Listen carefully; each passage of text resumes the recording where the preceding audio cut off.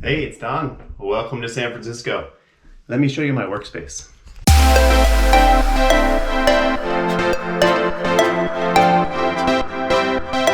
Hey, it's Don. Welcome to San Francisco and welcome to my house sit. This is my desk setup at my apartment that I'm house sitting for.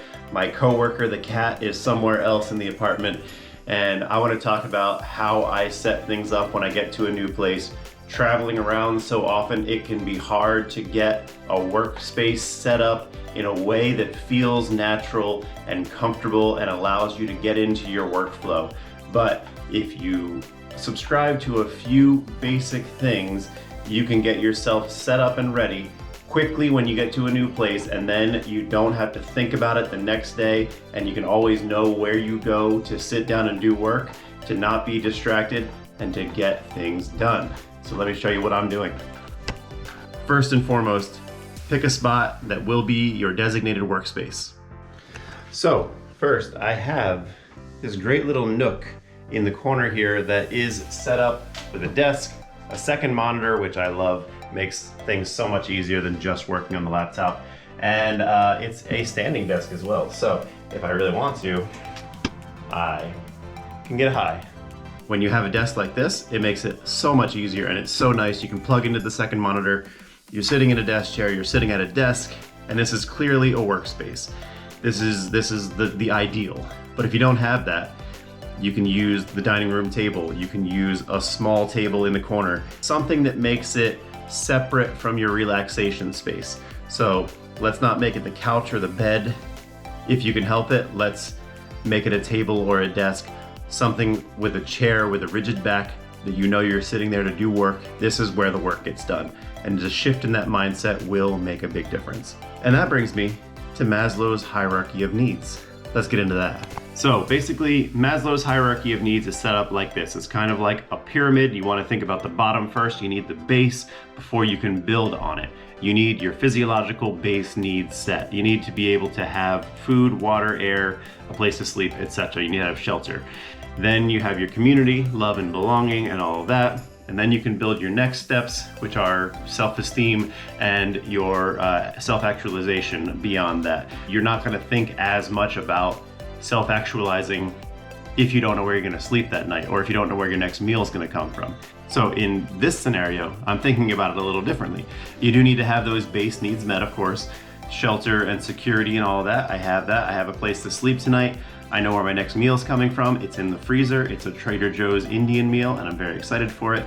I also importantly know where my next coffee is coming from. It's also in the kitchen, and it is a DAC Orange County, and I've been loving that coffee. So importantly for my work, I know the coffee is going to go on this coaster right next to me at the computer. That's all set. So that means I can focus on the work. I can start working on things that I really want to work on. But without knowing where you're going to sit to do that work, it's not always that easy. You know, some people I think are better at sitting anywhere, at a coffee shop, in a park, when things are going on, distracting you all over the place, and you're able to get work done. I wish I were one of you. You're probably the same people who can fall asleep in a plane seat. I wish I had that. I wish I could fall asleep in a plane seat and then wake up and do work in that same plane seat. But that's just not me, and it never has been, and I don't think it ever will be. And I don't think I can train that into myself. I can try, but I won't succeed. So knowing your limitations is important. But in this case, my limitation is distraction, and I also know that if my workspace is also my relaxation space, I will very quickly fade into the relaxation part, and I will not come back to the work part. So by setting aside this section and saying this is the work area, I'll come to this area and I'll know it's time to work. And I also know that if I can come to this area and start working, I know I'll keep working, because that's also how my mind works. I know unless I really get pulled away from something, when I start to focus on something for 5 minutes, that 5 minutes turns into 5 hours very quickly. So having this space is very important. I can come over here, plug my computer into the second monitor, look at my to-do list, start working on something, even if I say I'm just going to do it for a little while. And most of the time I will just buckle down and finish that task, which I know is good for me. But this is that important step for me. So once I have my base needs met, this is kind of like that third need. This is where it all happens, where I have to choose this spot and say, the table is my workspace, the desk is my workspace. Now it's set up, it's set over here. I made it easy for myself because putting hurdles in your way or allowing there to be hurdles will be another tripping block, literally, for you along the way. You're going to say, well, I don't know where I'm gonna work, and that will ruminate in your mind, and you'll start thinking about where to work. You'll get frustrated maybe, and because you didn't set it up ahead of time and decide this is the workspace, the time it takes for you to kind of work out where it is or clean off a spot, plug things in, figure things out, that will take away from time you could have started working, and it will also take away that momentum and inspiration that you already had. If you take away the roadblock and you just sit down and start to work, and you're able to do that, you can get into the work better, and the work will be better because of it. So by having this desk here and by having the place where I know I can put my computer here, plug in, and just start going, I know that it's not going to be anything that's going to keep me from getting to work, and the only thing I can blame after that is myself. So and I know that I can be very easily distracted, and I can be easily pulled into distractions like TV or YouTube or anything else. So by taking that step away from it, or taking that possible distraction away from it, I allow myself a higher chance at getting started, and that allows me a very high chance of getting things done.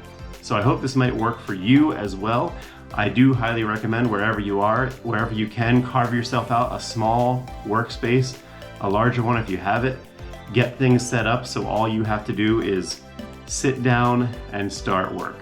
Taking those hurdles away will make such a big difference. It's much like if you were gonna go running. If you set out your clothes the night before, if you have your clothes ready, if your laundry is done and you know you have your running shoes and socks, you're much more likely to go for a run.